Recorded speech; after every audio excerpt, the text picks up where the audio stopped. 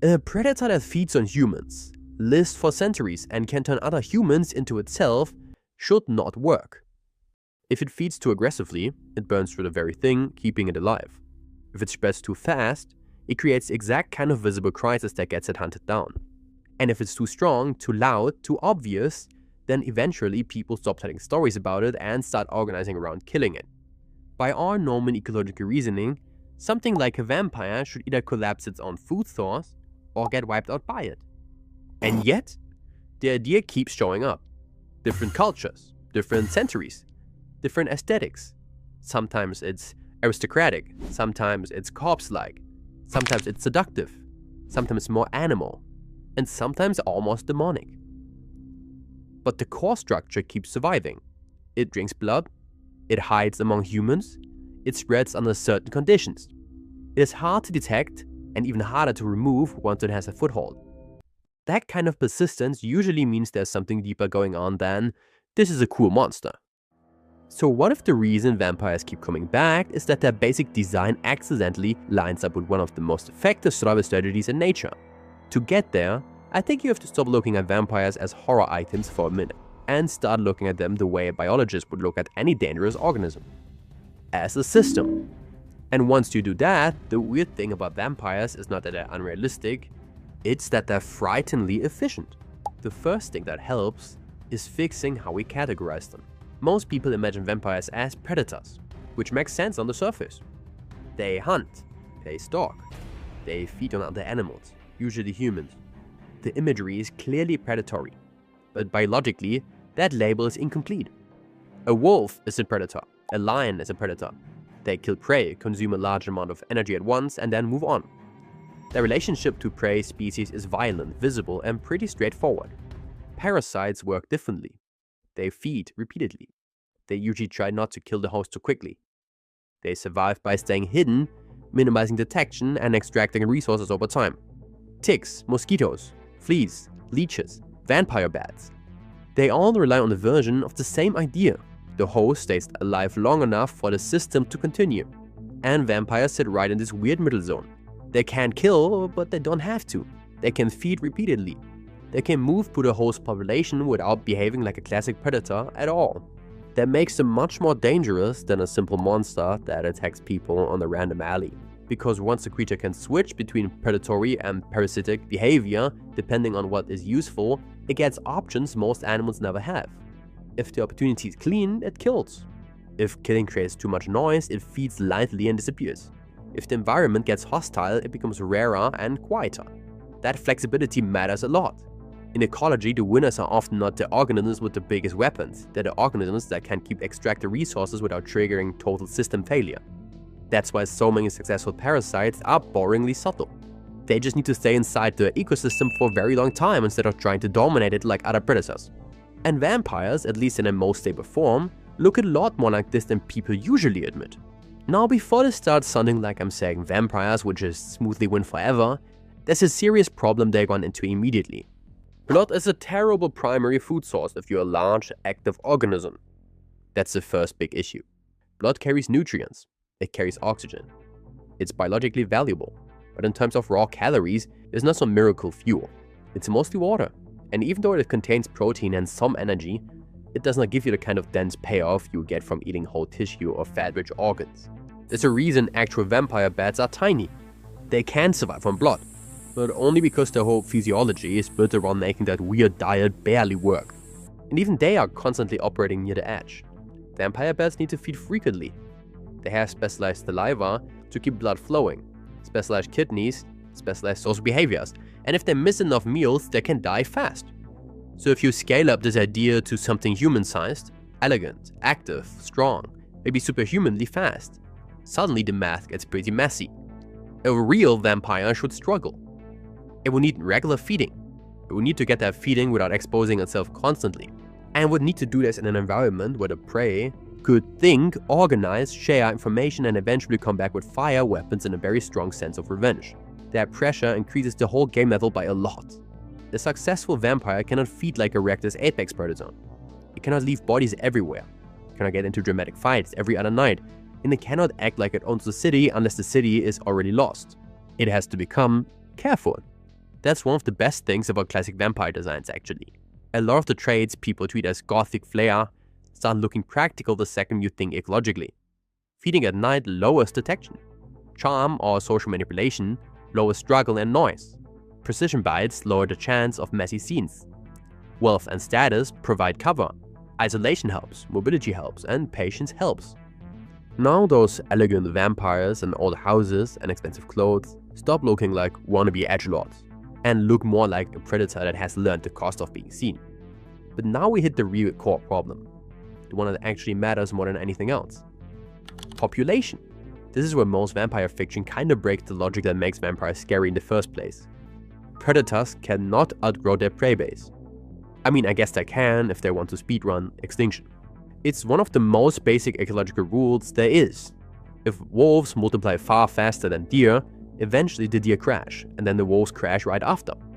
If parasites spread too fast and kill hosts too quickly and efficiently, they burn through the system that supports them. If any consumer species explodes past the carrying capacity of its resource base, the correction is brutal, so apply that to vampires. If every vampire creates more vampires freely, and those vampires do the same, then you don't get the secret species anymore. You get a short apocalypse followed by starvation. That version is not a perfect predator. It's a self-destruct mechanism with fangs. A stable vampire species would have to solve this problem, and the solution is almost the opposite of what a lot of people imagine. It would need low reproduction, not high reproduction. Controlled transformation, not constant conversion. Territorial limitation, not endless spread. This is where vampires start looking less like a cursed plague, and more like a long-lived specialist predator with restraints like a parasite. Apex predators in real life reproduce slowly because large bodies, complex hunting, and high trophic positioning make rapid population growth dangerous and unsustainable. Parasites also often evolve towards a kind of constrained relationship with hosts, because killing the host too quickly ruins the whole game. The stable vampire would follow that logic almost perfectly. It would create new vampires rarely, maybe only under extreme conditions, maybe only when an old territory opens, maybe only when prey, density, and social cover are high enough to support another feeder. Maybe the transformation itself is costly or dangerous enough that most vampires avoid doing it unless there's a very strong reason. That changes the sources structure too. Instead of a horde, you get a rarity, lineages, territorial rules, and territorial control. A species that understands, either instinctively or culturally, that surviving the long term means not multiplying like idiots. And honestly, that's way scarier. A monster outbreak is loud but full of conflict. A stable hidden population is a system behind the scenes. And the systems are much harder to kill. Once you've got that, the next issue is visibility. Because humans are very good at eventually destroying threats they can actually detect. We've done this over and over again. Wolves across much of Europe were exterminated or heavily reduced. Big cats have been pushed out of huge parts of their historical range. Large predators around the world have been hunted, fenced out, poisoned, tracked and managed to the point where in many regions their survival now depends on deliberate human tolerance. That's what humans do when a threat becomes legible. We adapt. We tell each other what it is. We build defense systems against it. So the second vampires become visible in a consistent way, they're in trouble.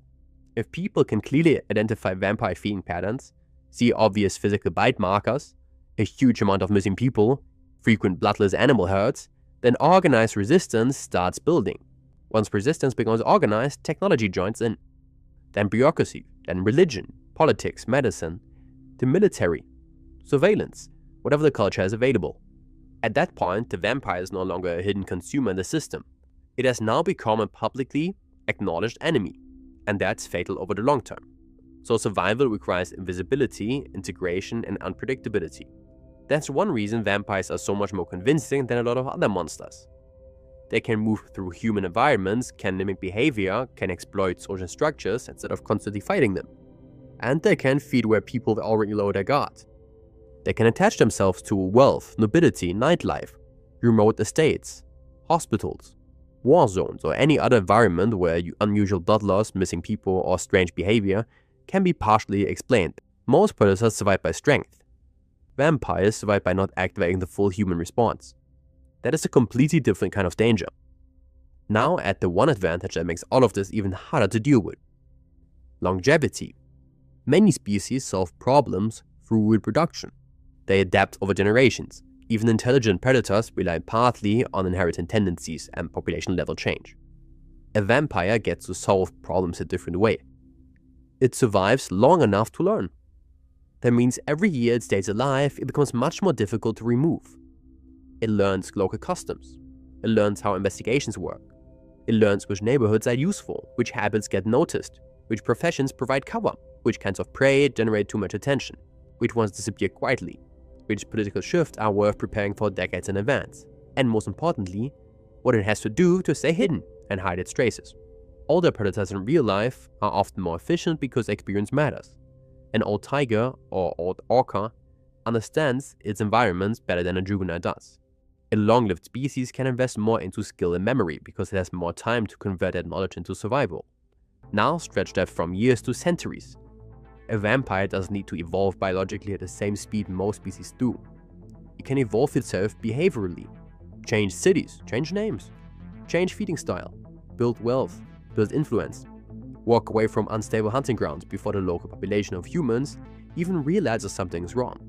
And because it doesn't age out the way humans do, it can accumulate one thing humans constantly lose: continuity. That's an absurd advantage. A vampire doesn't need to defeat every human threat. It just needs to survive each phase better than the humans around it survived theirs. Governments change, records burn, wars reset cities, families die, institutions collapse.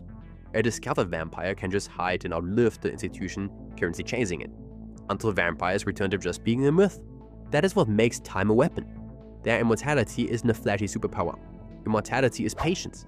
So by this point, if you combine the energy constraint, the population constraint, the visibility constraint, and the longevity advantage, the behavioral profile of the stable vampire starts becoming very clear. It feeds carefully.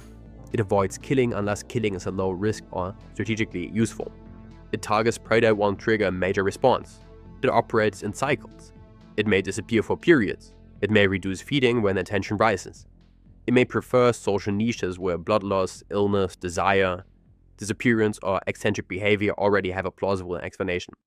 And this is where vampires become really distinct from normal apex predators. A lion controls a visible territory. It relies on its physical dominance. It cannot hide what it is. Its success depends on access, strength, and direct competition. A vampire gains almost nothing from behaving that way. A stable vampire should avoid clear territory markers whenever possible. Owning one obvious castle and terrorizing one obvious village for 200 years is a very romantic image, but biologically it's asking for a very angry mob. The smarter version moves, adapts, feeds lightly, and blends into human society.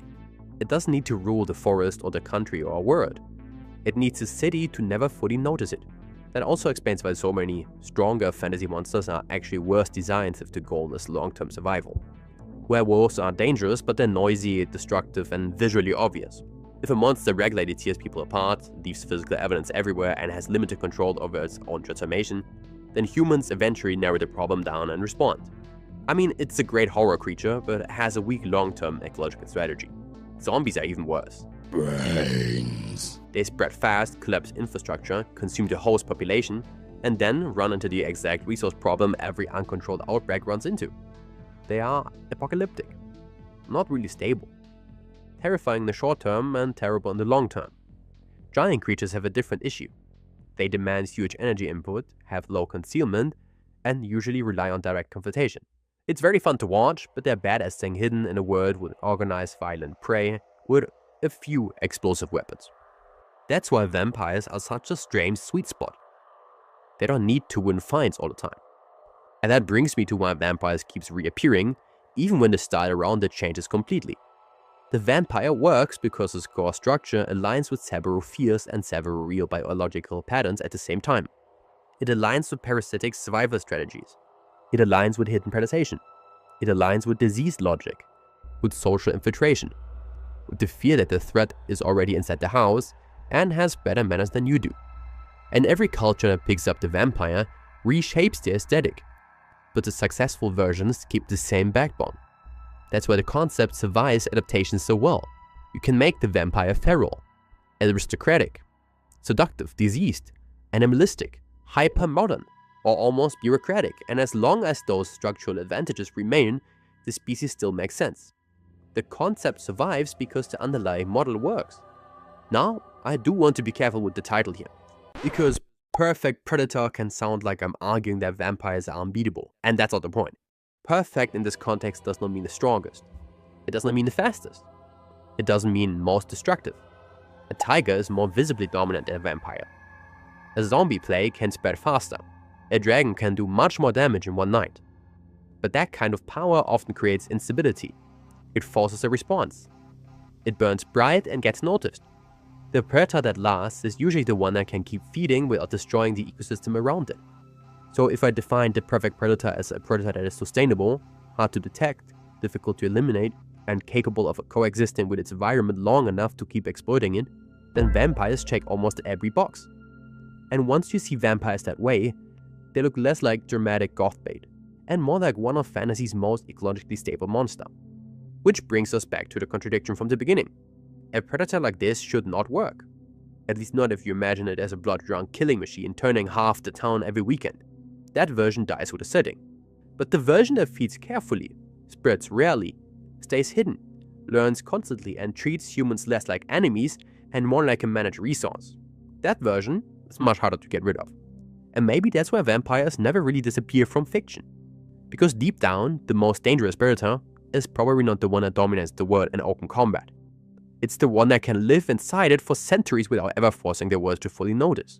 And if something like that actually existed, you probably wouldn't hear about it.